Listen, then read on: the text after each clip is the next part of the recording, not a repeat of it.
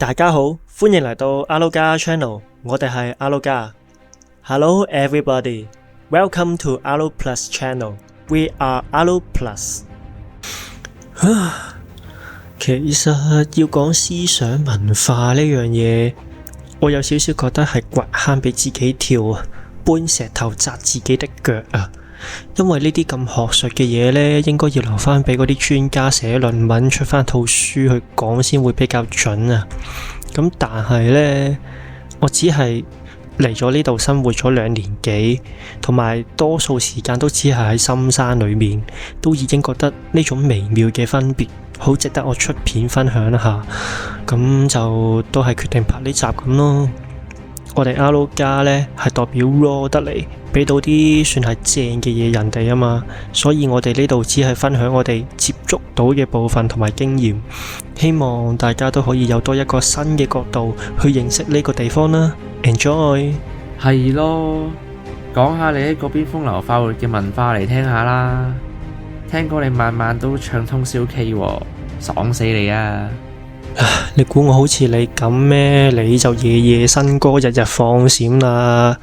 喂，講翻先，其實我係最近睇咗賽德克巴萊呢2套講霧社事件嘅台灣原住民電影，我先諗翻起台灣呢片土地最一開始自古以來嘅主人，先至知道原來台灣嘅原住民，我原先印象中嘅原始部落，原來有過一段咁悲壯、咁可歌可泣嘅歷史，真係令人睇完套戲就會想去喺現實中男主角嘅紀念公園嗰度行下。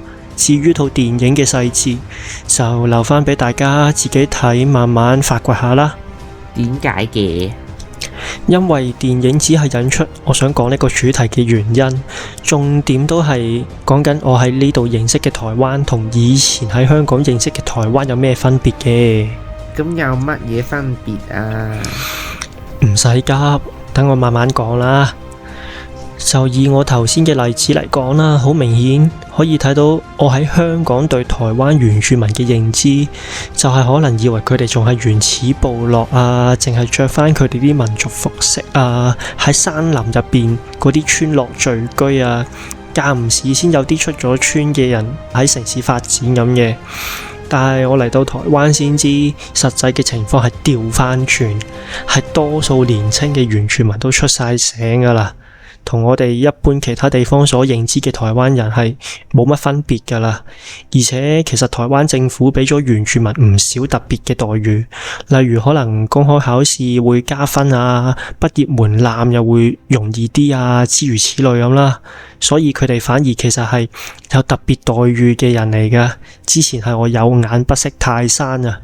講多樣我對原住民嘅觀察先，我自己個人覺得呢，台灣原住民係有少少偏東南亞人嗰種感覺，五官同輪廓係鮮明啲嘅，而且佢哋聽講佢哋講嘅原住民語言呢，係同我哋漢藏語係唔同嘅語言嚟嘅，係近南島語系嗰邊多少少嘅，所以似南島語系佢哋東南亞嘅人係真係唔出奇嘅。呢樣係我分辨原住民同非原住民嘅其中一個小方法咁咯。除咗呢一樣嘢，關於台灣人仲有另一樣特別嘅嘢嘅，就係佢哋冇香港人咁行得路啊。因為佢哋好多時都係用機車代步，真係會5分鐘路程都懶得行啊。另外一樣我覺得喺情理之內，但係好多人意料之外嘅事，提醒大家一定要小心，就係呢。大家喺台灣以為冇人聽得明，就大聲咁喺度講廣東話嘅粗口，尤其是係屌你老母啊！其實呢，唔單止個個台灣人都聽得明呢一句啊，而且識得講呢一句添啊！所以你如果喺台灣以為冇人知你講咩，就大聲喺度屌人老母呢，係唔止影衰你自己嘅，仲會影衰埋香港人添。喺呢度真係呼籲大家唔好再嚟台灣屌人老母啦！咁剪你碌撚呢？吓？剪你碌撚咩嚟㗎？哦，越南話，越南話都唔建議啫。因為其實有唔少上一輩嘅台灣人呢，係真係會同東南亞國家等等嘅外地勞工結婚啦。我而家啲同學有好多，如果佢哋唔講啊，你都唔知佢哋原來係 mix 噶，所以佢哋隨時識好多東南亞國家嘅語言啊。而且呢一個本地人會同外地勞工結婚嘅現象呢，喺台灣係普遍過香港好多好多，所以當地人已經見慣不怪，係我哋先細路仔唔識世界咋。唔係啊嘛，咁喺台灣咪真係唔可以講粗口啊？不過我都唔講粗口嘅，對我嚟講冇乜分別啊。開玩笑。你講咗咁耐，嚴格嚟講，其實都係以風俗習慣多啲喎。咁有冇啲思想同文化相關嘅嘢啊？我諗下先，哇，敏感嘅又唔講得啊。思想嘅話講呢樣先，就係我覺得台灣人嘅思想傳統嘅部分比香港人更加傳統，突破嘅部分比香港人更加突破。咁點解咁講呢？因為台灣人拜神啊、民間信仰嗰啲傳統文化，我覺得係比香港更加盛行。我呢度以我接觸到嘅年輕一輩作為比較對象啦，我覺得台灣嘅年輕一輩喺拜神方面比香港嘅年輕一輩更加守得到傳統。因為我好少可聽香港嘅年輕人假日消遣係會有拜神呢個 option， 但係台灣嘅年輕人係會有咯。你 feel 到佢哋對比起香港嘅年輕人啦，同廟宇嘅斷層係冇咁大嘅，而且我覺得台灣有啲廟直頭係可以用有趣嚟形容，例如新竹嘅普天宮啦，同埋屏東嘅舞龍代天府啦，係有趣到我願意作為遊客花時間去一轉呢啲有趣嘅廟觀光嘅。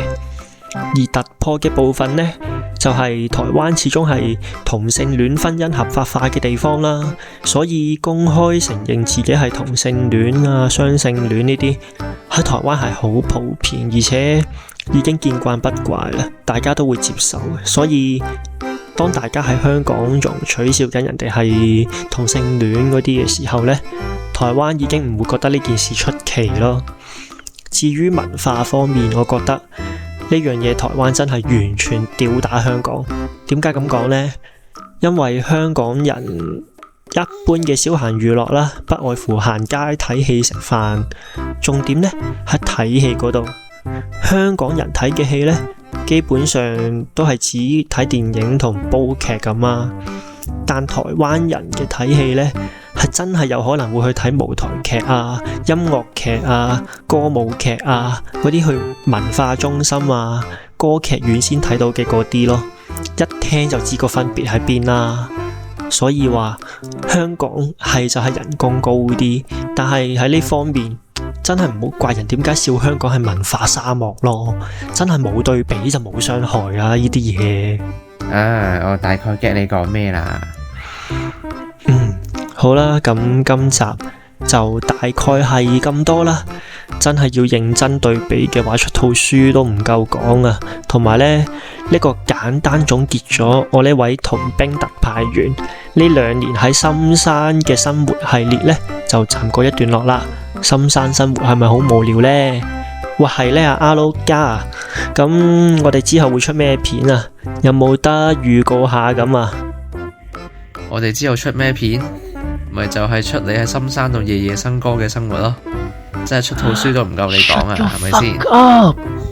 Are you kidding me? 下次點都要你嚟 plan 啊，拍下你啲嘢好唔好啊，阿撈加。嚟到條片嘅最後啦，同樣地工商下先啦，歡迎大家嚟贊助我哋啦。係啦。有咩題材想我哋拍嘅，亦都好歡迎喺下邊 comment 俾我哋。喺呢度賣2個小廣告先。之前提過嘅魚池戲劇節呢，因為颱風延咗期，延期去9月14同16號進行。歡迎到時咁啱嚟台灣中部，甚至日月潭附近嘅朋友仔入埋嚟魚池鄉一齊嚟玩下，睇下劇，深入感受下在地嘅文化。另外就係嚟緊10到11月左右啦，應該會有套叫《愛子歸來》嘅紀錄片喺台灣嘅院線上映，同佢同名嘅電影書亦都會喺差唔多時間上架，鼓勵大家支持下，感受下呢套戲同本書所傳遞出嚟嘅 message 同埋溫度啦。好啦，今集就嚟到呢度啦，我哋有緣就下條片再見，歡迎催更，拜拜。